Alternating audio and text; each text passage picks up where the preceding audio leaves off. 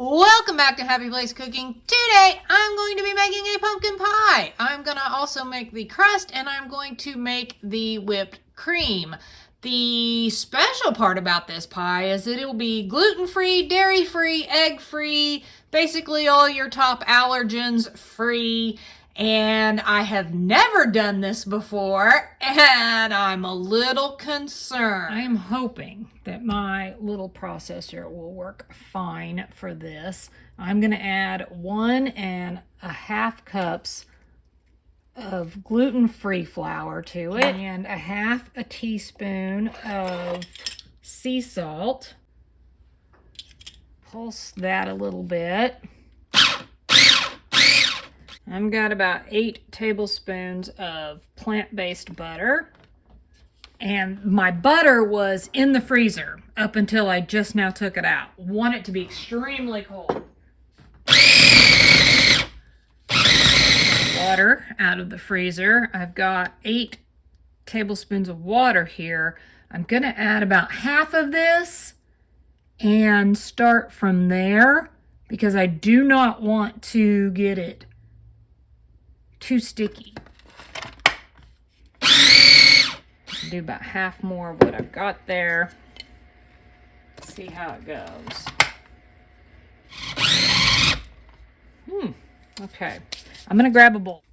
Okay, I'm gonna go ahead and turn this out onto my parchment and see what I have here.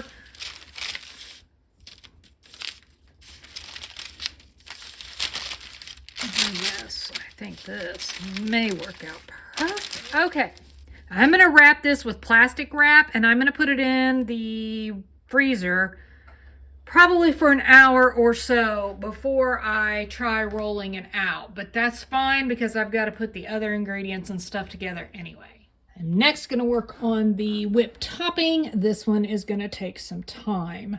I probably should have started with it, but I have well, it's about 7 ounces, 14 tablespoons of refined coconut oil. I have 1 cup of coconut milk, and you do want the canned kind. You don't want just regular. It needs to be that thick stuff. This is still just the oil and the coconut milk. I'm supposed to blend it until the mixture is smooth. I think this is smooth. It appears to be. I'm going to pour this in this pitcher measure cup thing that I have a lid for. Oh yeah, that's nice and smooth. Wow, that actually looks really good. This is going to go, now it needs to be refrigerated for up to 6 hours.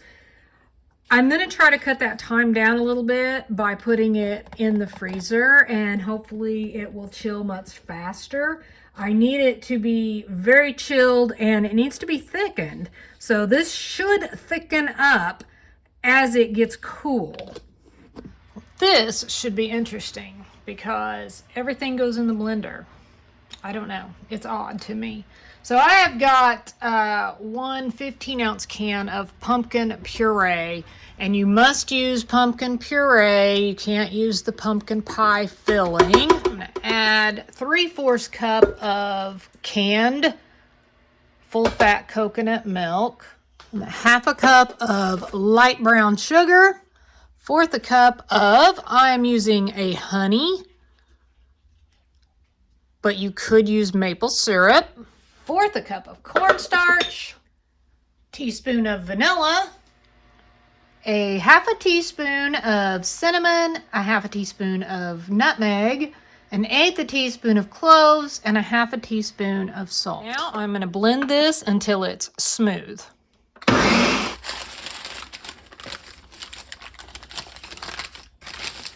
Get this rolled out, hopefully.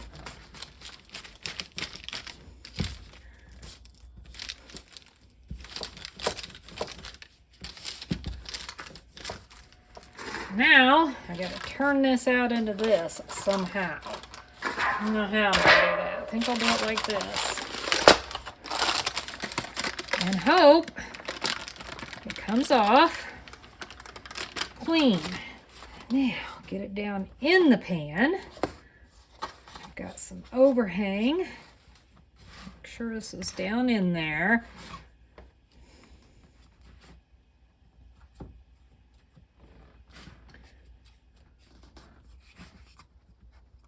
That looks pretty good. I'm a little concerned. This is a deep dish.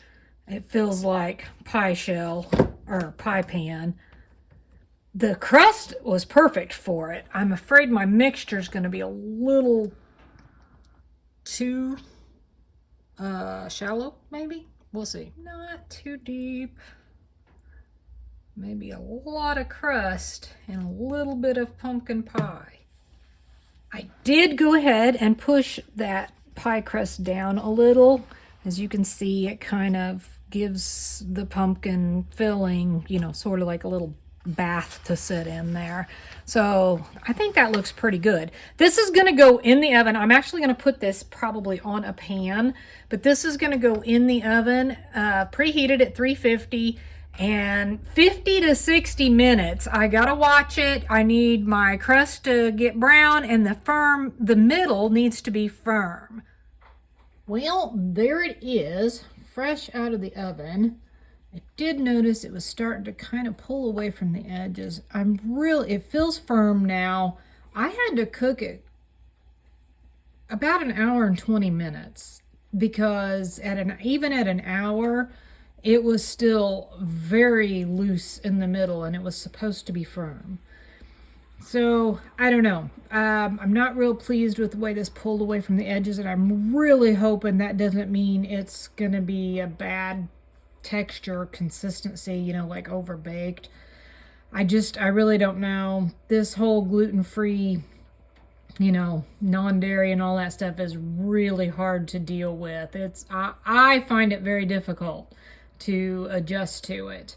I've still got to work on my whipped cream. I will be doing that here shortly. I think this is pretty well as thick as it's about going to get. It's very nice and thick. I'm going to use my stand mixer because I have to whisk at a high speed. To this, I'm adding a half a cup of powdered sugar, half a teaspoon of cream of tartar, and I need 3/4 teaspoon of vanilla.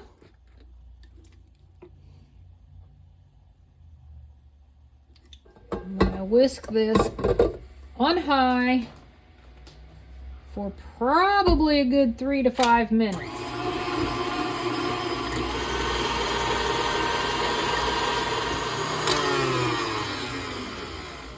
Wow. Look at that. That took way longer than 3 to 5 minutes. It actually took more like 10. I am going to put this in a container and it will be refrigerated, and hopefully it goes well with the pie. It's nice, and look at that. That's awesome. It's just like whipped cream. I'm not going to give this a taste test altogether, but if I remember, I'll put in text somewhere, you know, somewhere up in here.